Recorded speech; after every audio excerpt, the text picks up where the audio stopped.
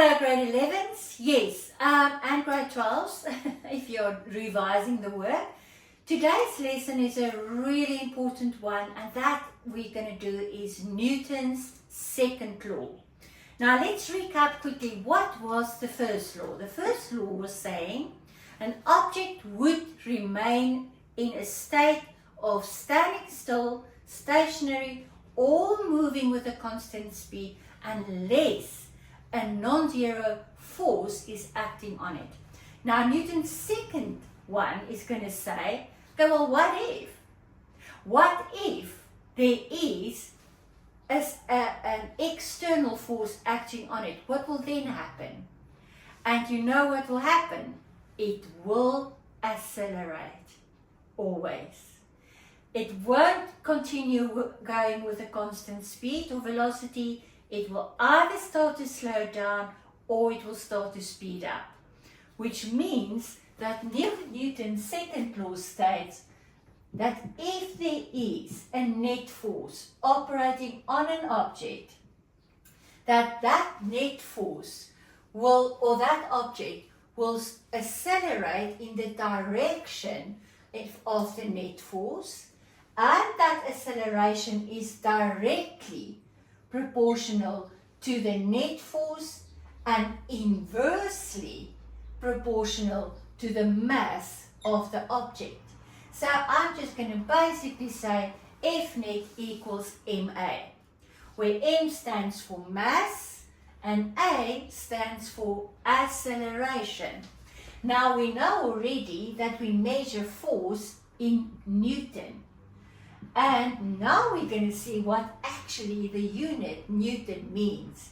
It means that if a force of 1 Newton is operating on or being exerted on a mass of 1 kilogram, then that object will have an acceleration of 1 meters per second square. So there we see that 1 Newton is the same unit as a kilogram meters per second square. Alright, so this definition, guys, you have to know it out by heart. So it states, Newton's definition is saying that if there is, okay, when a force acts on an object, the object will accelerate in the direction of the force, and the acceleration is directly proportional to the force and inversely, not indirect, inversely proportional to the mass of the object.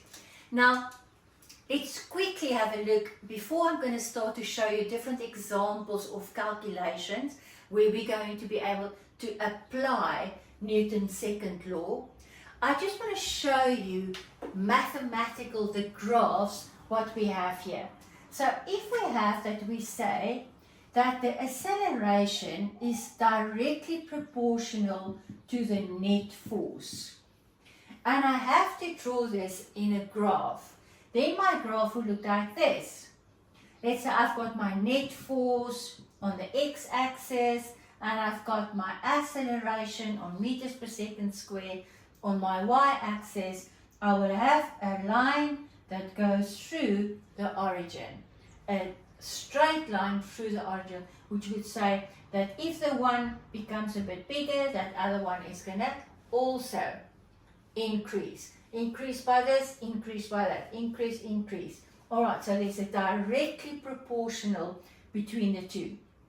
But I can also say that my acceleration, now let's get acceleration alone. Okay, so that's going to be dividing mass on this side. That acceleration is inversely proportional to the mass.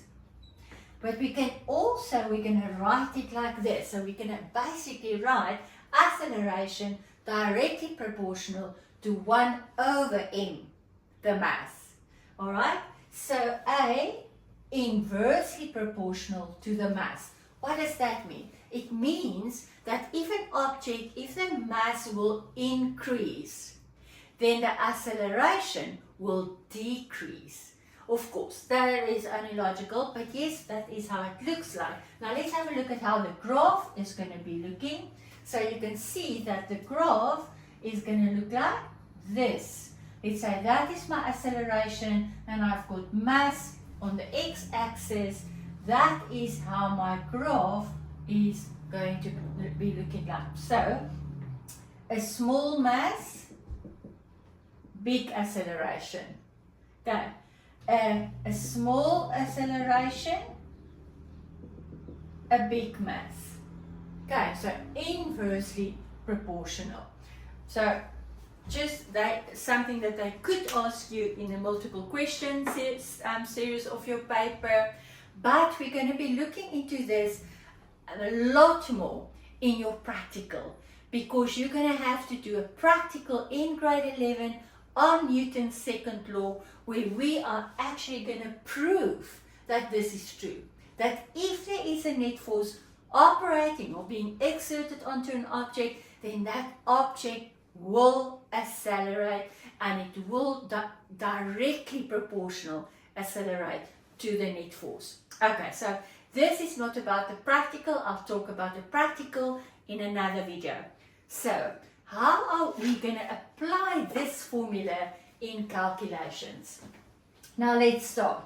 So I just want you to know that the moment I say Newton's second law, Newton 2, that's going to mean F net equals ma, not F net equals 0. That was Newton's first law. Okay, so this is my formula. Now a typical question would be if we would start with an object on a flat surface, and I would exert a force of, let's say, 10 Newton on that object. Let's say the mass of that object is 1 kilogram. Then that object is not going to only move, it's going to move with what? It's going to accelerate. So how am I going to calculate that? I'm going to say F net equals ma. What is my mass? 1 kilogram. What is the acceleration? I want to work that out. What is the net force? Oh, there's only a net force, a F applied, operating on it. So I will gonna put over there 10 Newton. Mass is 1. What is my acceleration? So my acceleration is going to be 10 meters per second squared. And I'm going to always say in the direction of the applied force. So that is if there's only one. Now let's say these two. Let me bring in friction. So I'm going to immediately draw some friction here. So let's say the friction, and remember friction always works in the opposite direction of the applied force or of the movement. So if it's moving in that direction, friction always works in the opposite direction. So let's say my friction equals 1 Newton. So now I'm going to again come to you and say, okay, calculate for me the acceleration of the object. What are you going to write? You're going to write F net equals ma. Now here, I don't have only one force now operating on it or being exerted onto the object. There's now actually two. So the moment there's more than one, choose a direction. Guys, very important. So I'm going to first say, okay, I'm choosing that direction to the right as my positive direction. That means my applied force is going to be a positive, and that means my friction, which is going to work on the opposite direction, is going to have a negative in front of it. So what would that then be? It would be my F applied minus my friction force, which is in this case a kinetic force because there's movement, equals ma. So my applied force is 10 Newton minus my 1 Newton equals my 1 kilogram. And so I've got 9 divided by 1. And so my acceleration is going to be 9 meters per second, square. Alright, so F net. So guys, the next thing I want to say to you, so the first thing I want to say to you, the moment you see it's a problem that you have to calculate the acceleration and these forces, you have to immediately think a free body force diagram. So first draw for yourself. Or they're going to ask you that straight up, which they're most of the time going to do. Okay, so they're going to say, draw a free body force diagram of the forces working onto that object. Now we know there's also normal, and we know there's also the weight or the gravitational force downwards and the normal up, but those two are going to cancel each other out. So my net force operating over the surface to give it an acceleration is only my horizontal forces. Okay, so that is the second one. Now let's make it a little bit more complicated. Let's look at when there is a system and there's two objects connected to each other with a piece of rope. And we're going to even bring in a frictionless pulley. So let's have a look at a setup that looks like this. So you do have a flat surface here, and then at the edge of the flat surface there's a little pulley, frictionless, and on the surface you have an object. Let's say that surface do have friction, and that object is being pulled by another mass that is hanging down on this side over my pulley. And they do give you the mass of, let's say, object A, object B. They give you this mass as, let's say, 2 kilograms, that mass as 1 kilogram. And let's say they do give you the friction force, if kinetic, as, let's say, 2 Newton. Okay, so first things first. And I really want you to have such a thinking bubble. You know, and I don't know if you've seen it in comic books or whatever, that they have such a lot of thinking bubble, little cloud there, showing what you are thinking.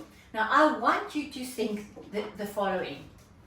If there's going to be two objects, it's going to be a little bit more difficult. So, always say to yourself, number one, so you have to talk to yourself. While you write your exam paper, you talk to yourself. You say, come on, you can do this. Read the question. What do I have? I've got this, I've got that. Okay, so the first thing you see, when you've got something like this, ropes, pulleys, different masses hanging, you're going to say, oh, that's a Newton's second law type question. Okay, first thing you're thinking is choose direction. So let's say I didn't say a word of this system is going to go down this way. Of course it's going to go down that way.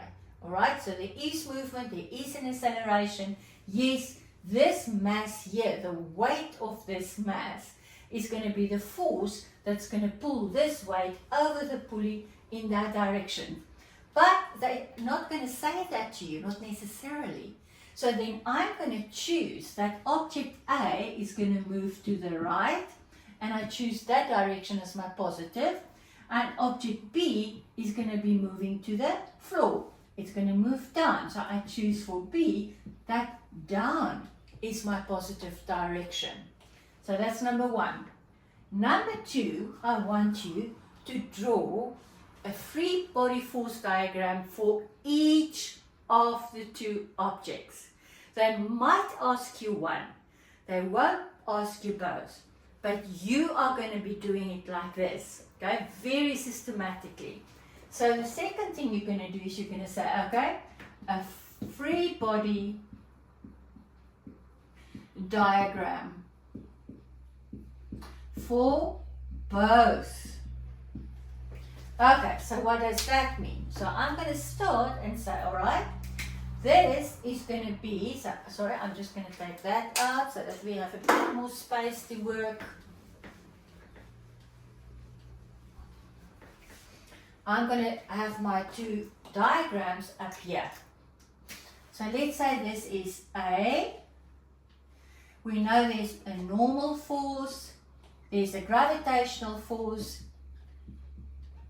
there's a cable, a rope pulling it to that direction. So what am I going to now call that force that is pulling it to this side? We're going to call that the tension in the rope. So now it's going to be T for tension, okay? But we also have a force in the opposite direction, which we know is our friction force. So there is my 4 forces operating on this object A. Alright, let's look at B. So this was for A. Let's look at what's happening here with B. Now B is hanging. And the moment an object is hanging, it's not touching a surface. Okay, because I see a lot of my kids always do that. The object is just hanging in thin air and then they will bring in a normal. A normal force is only a force which works from the surface onto the object upwards. And if there's no surface on which that object is laying, there's no normal. So there's no normal force here. There's only the gravitational force of this mass of 1 kilogram. So that is your gravitational force, or W. And what is the other force? What other force is acting on this object? That will be a force upwards, which is what? My tension in the cable. Okay? So there's a tension in the cable holding that object there where it is at the moment. So I'm still holding everything here stationary. Let's say I'm still holding onto this one. The moment I'm going to let go, the whole thing is going to collapse and start moving, accelerating over the edge and onto the floor. Alright, so that is the second thing. So remember, first thing, choose direction.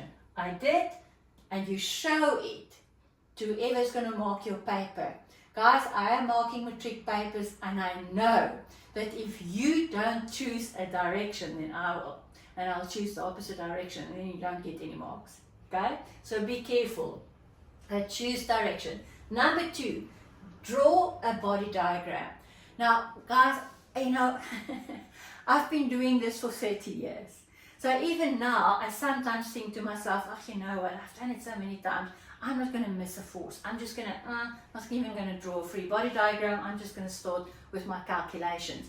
And I'm telling you, the moment I do that, the moment I miss one. So rather think clearly and rather draw, that's what's so important, a free body diagram for each one of your objects that's going to be moving. Okay, that's the second one. So what is the third one that you do need to remember? You do need to remember, if you see something like this, that is going to be F net equals MA, my formula. So now we are there. So for each one of them, so I'm going to be going and say, okay, for A, so I'm here now with A. I'm just going to be looking horizontal. So I'm going to say F net equals MA. Remember, that's my third thing. Okay, so what is the net forces? Those two are going to cancel each other out, and I'm just going to be looking horizontal because that is the direction of the movement. Now, because I chose right as positive, I've got a plus T, which is the opposite force, minus my F, my friction force, equals my mass times my acceleration. Okay, I do not know that T, it's unknown. I do, however, know that they did give me the friction force as 2 newtons. So I've got T minus 2 equals, what is the mass? 2 times the acceleration. No, I don't know the acceleration. Sorry, let's quickly come back to what was the question. The question was, calculate the acceleration of the whole system. So work out what will be the acceleration that A is going to be sliding over there and that B is going to be crashing down to the floor. Of course, it won't have an acceleration of 9,8. Why not? Because there's another force, the tension in the cable, holding it back. Okay, so that would then be my first equation. Right, now let me take this thinking bubble out of the way so we can actually start writing down and calculating. So what will be for B a formula? So for B, if I look at my diagram, it's going to be F net equals MA. What is the net force there? It's going to be Fg or W minus T, my tension. Why did I choose my weight as a positive? Because I chose down as my positive direction. So my weight is going to be a plus. My T, because I've chose that as positive, my T is going to be a minus T equals MA. So what is my weight? Now weight, I can calculate it, but they did give it to me as 1. So my weight is going to be 9,8 times 1.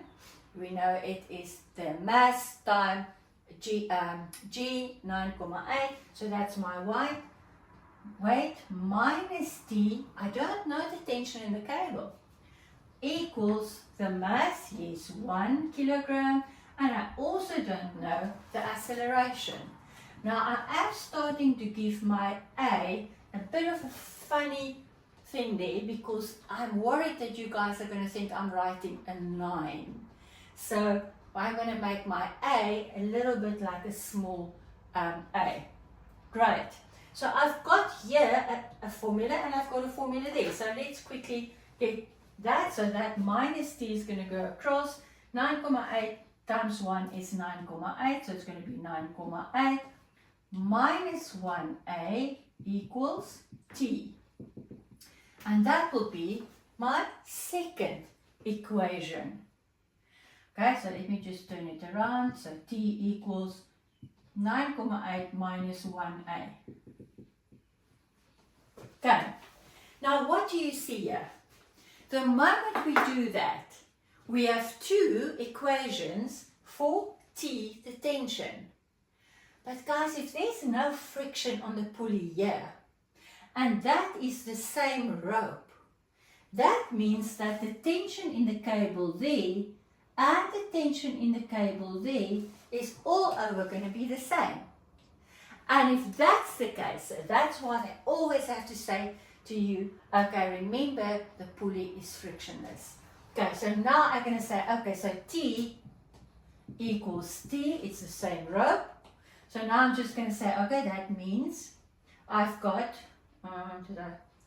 T, my minus 2 goes over, so it becomes a plus 2. Sorry, I forgot to do that. So I've got T equals this, T equals that. So, so I'm going to write 2A plus 2 equals 9,8 minus 1A. So I'm going to bring that 1A over, so I have 3A on this side. On that side, 9,8, take the 2 over, minus 2 means it's going to be 7,8. So my acceleration in this case is going to be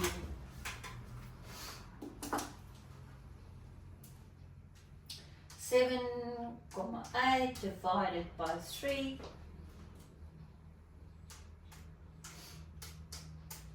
And that gives an acceleration of 2,6 meters per second squared. And it's going to be to the right and down.